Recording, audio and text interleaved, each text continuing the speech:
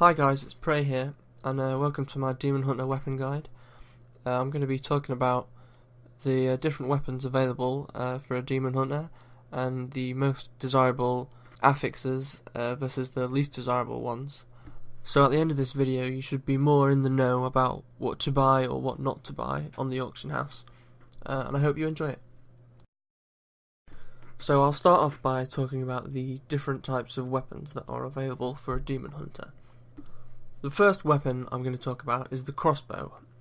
Crossbows have a base attack speed of 1.10, so they are the slowest weapon available to a Demon Hunter. They also have the shortest damage range, which compensates for the slow speed. Crossbows are a very popular weapon for Demon Hunters because with the archery passive skill, they give a 50% critical hit damage boost. Crossbows also give a very bursty type of gameplay due to the critical hit damage.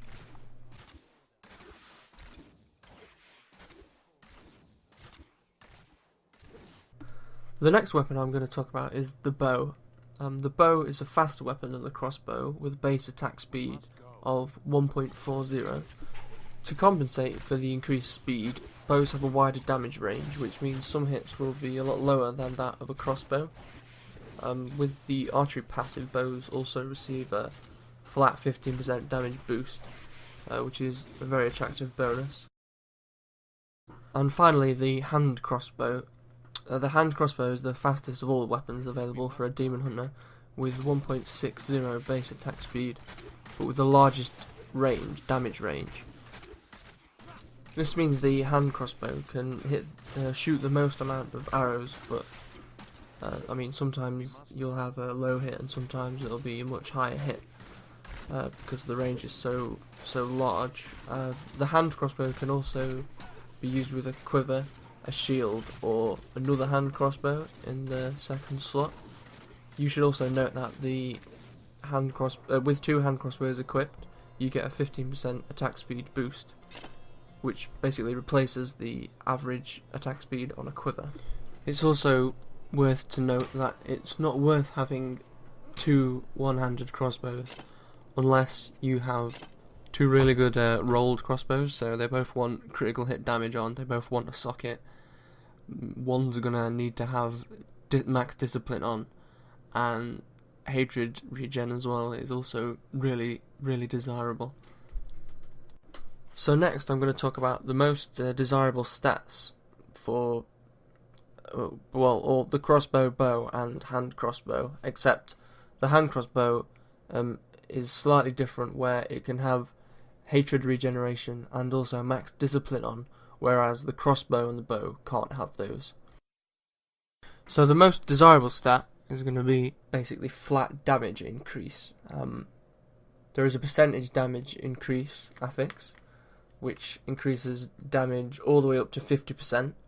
So that is whatever the top damage is on the bow. It puts this, if it has this affix on it, it'll gain. If it has the 50% one, it'll gain 50% of whatever the max is. There are also min-max and elemental damages.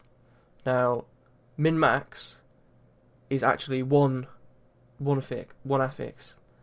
So you can see, maybe I'll show an example.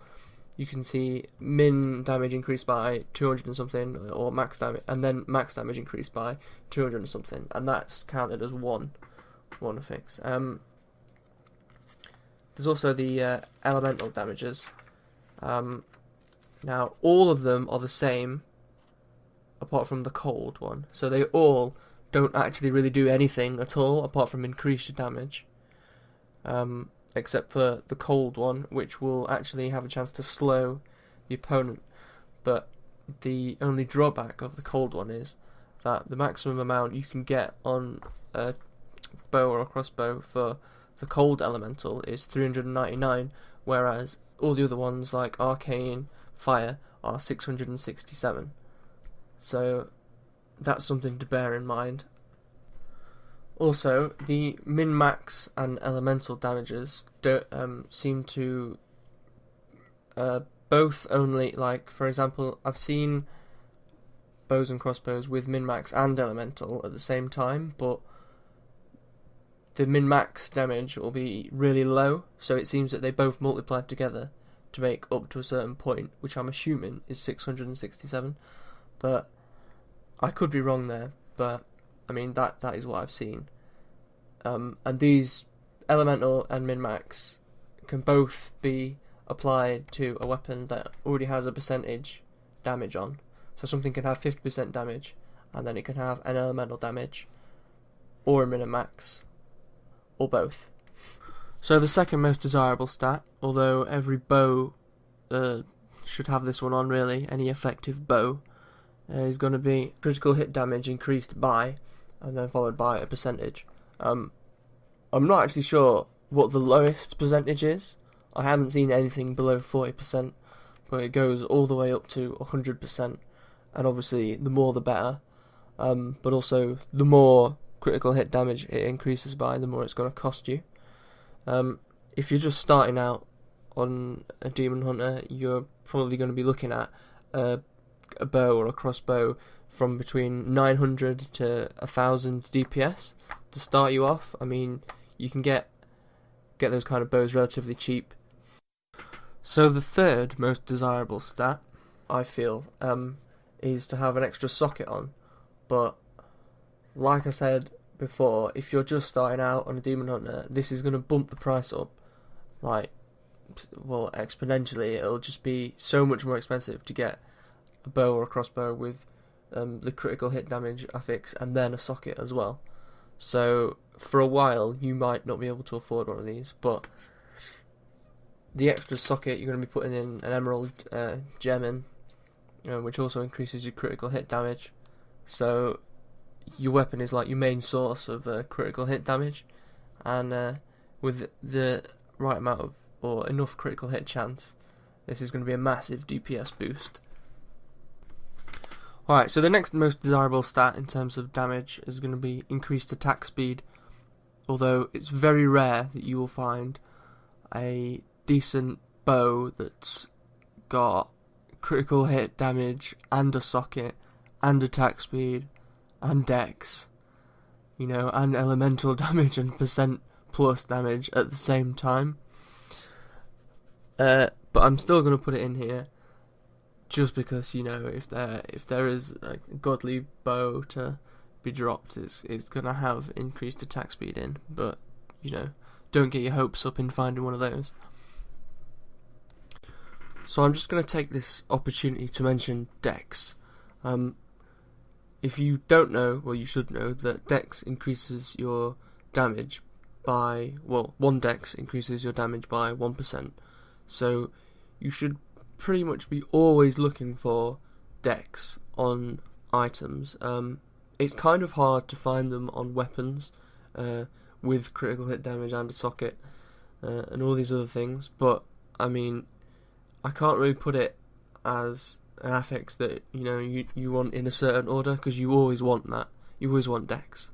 So if it's got dex, great. If it hasn't, then too bad. So the next affix is going to be vitality, because although it doesn't increase your damage whatsoever, we've pretty much covered all the affixes that are going to increase your damage. So this is going to be, we're going to start moving on to the more defensive ones now. And vitality, you can get up to 350 of dex, vitality, strength or intellect on weapons. So if you get a good roll with vitality, then that's going to increase your health, which is going to increase your defensive abilities much more. So the final set of affixes that I feel are most useful are going to be all the chance to blind, chance to chill, chance to fear, chance to freeze, chance to immobilize, chance to knock back, etc. Affixes. These are sort of like little bonus things that they're going to help you out when they proc, but I think the max chance for any of these to proc is 5.1%.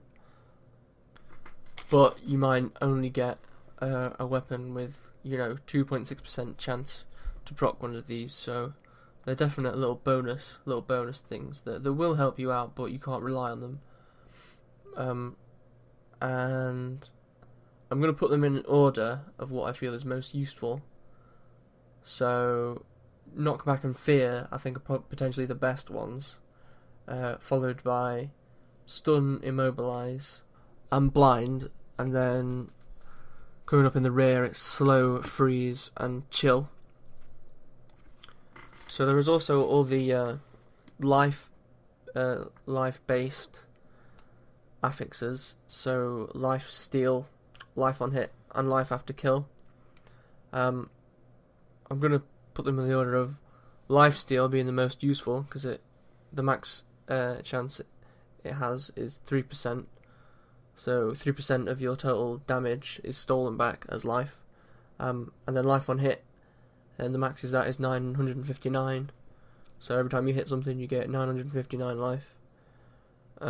Followed by a Life After Kill, which is the maximum for that is 2.878 after every kill.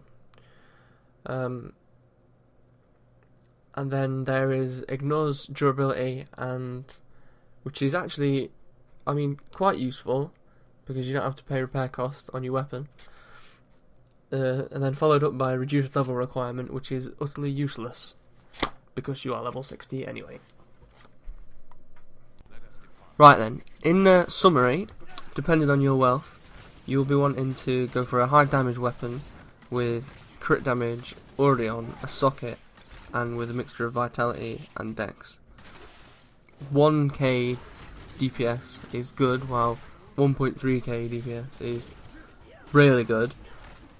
You're not going to want to worry too much about min-max elemental or percent damage, as they're already factored into the DPS that a weapon shows. If you want to go with 2 one-handed crossbows, you'll want to make sure both have crit damage on sockets and plus discipline to make it worthwhile. I wouldn't really say any of these weapons are better than the other, because it purely comes down to your different playstyle. With crossbows being high burst damage but quite slow weapons, and hand crossbows being extremely fast but the chance to have really low hits, and then bows being somewhere in between the two. So thank you for watching my video. Leave a comment if you have any questions, and subscribe if you want to see more Diablo videos like this and other game content. Cheers!